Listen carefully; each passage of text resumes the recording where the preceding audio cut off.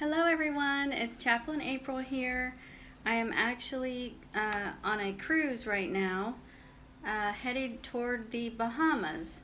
So I thought this would be a great place, a great time in between activities to do a little devotion. We have a concert to get ready for. We have the Newsboys tonight. So this is called the Jesus Freak Cruise.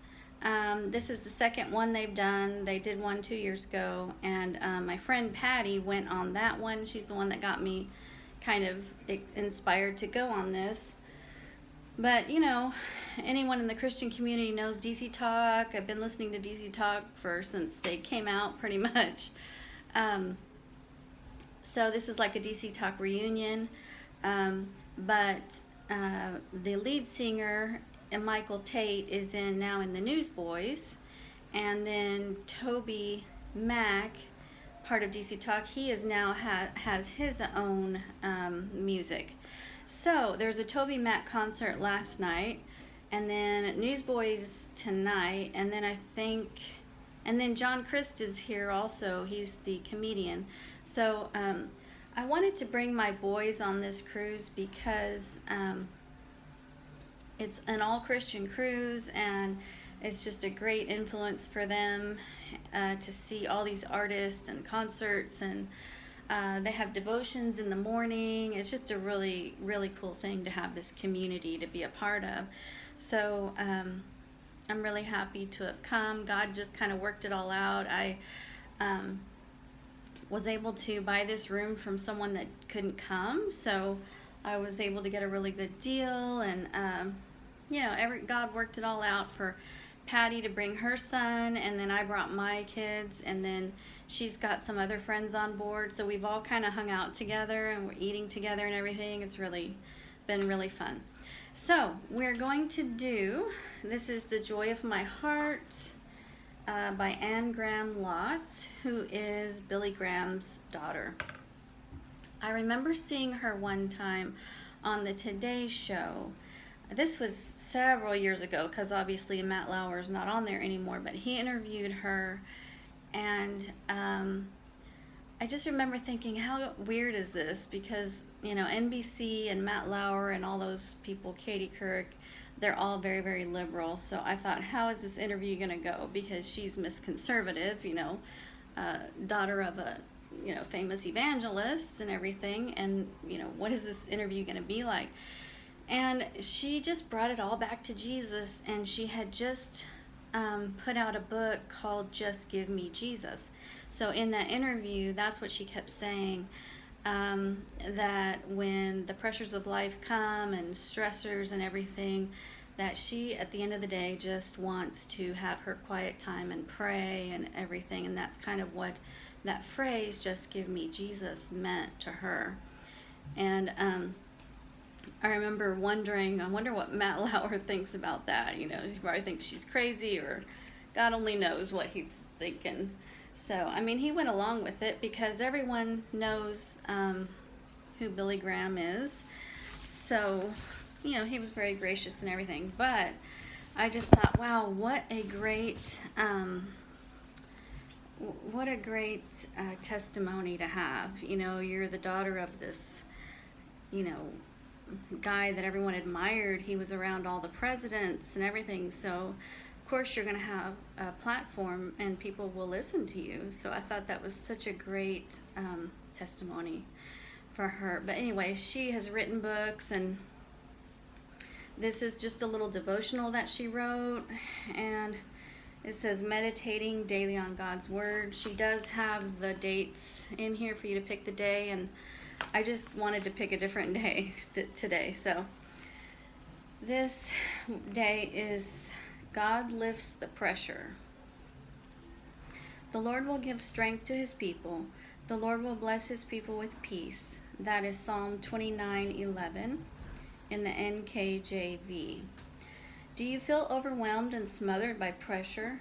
Are you desperate for breathing room?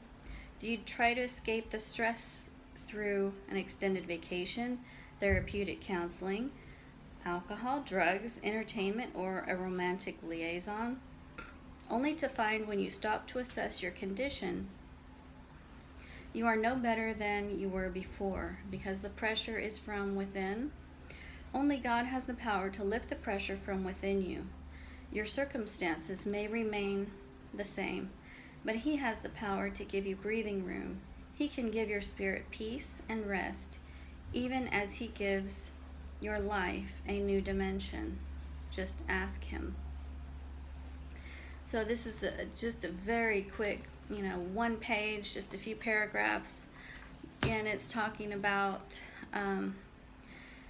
the pressures of life. It seems like the further along we go in history, the harder and stronger the pressures of life are, and trying to keep up with everything, the kids' schools and your work and any side hustle you might have, and it's hard to keep up with it all and feel sane at the end of the day. I think 50, 60 years ago, things were not as hectic in our lives as they are now. I just think that it has just gotten way out of hand. I remember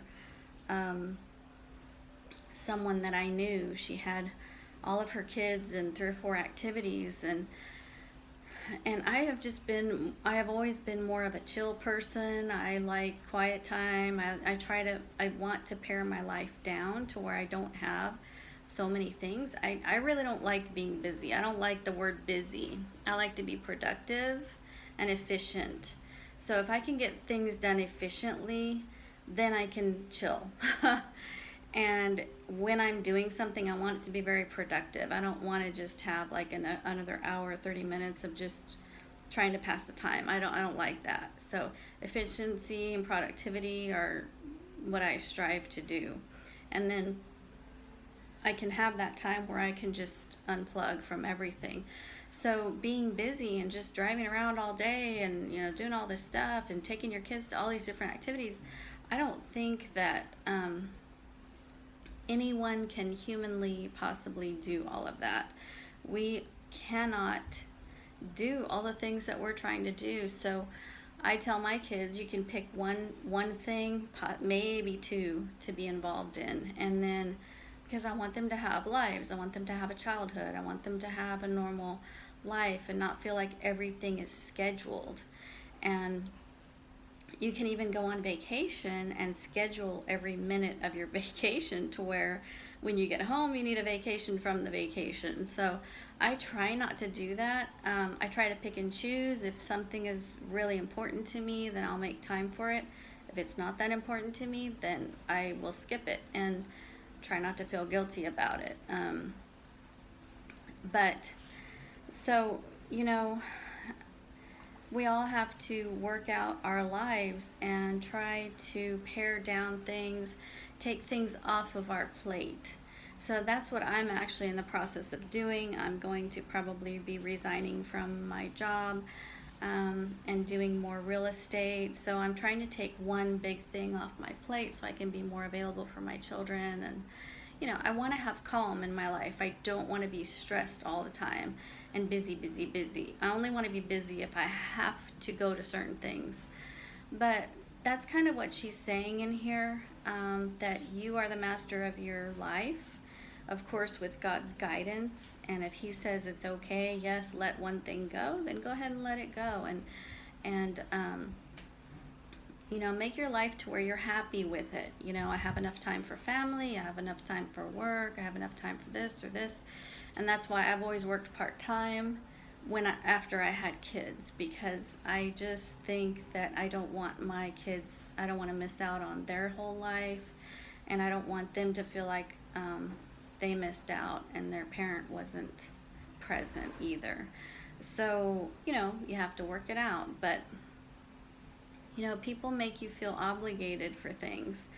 When I lived in the other town, when I was married to my first husband, I kind of felt obligated to do this junior welfare league, and it was 7-year commitment, and I did it. And I don't know.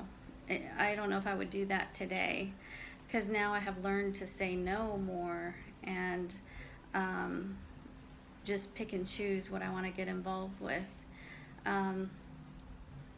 So let's just remember that. Try to bring more peace into our lives. Try to eliminate things that are really not um, benefiting us the way that they should. So, and don't feel guilty about doing that.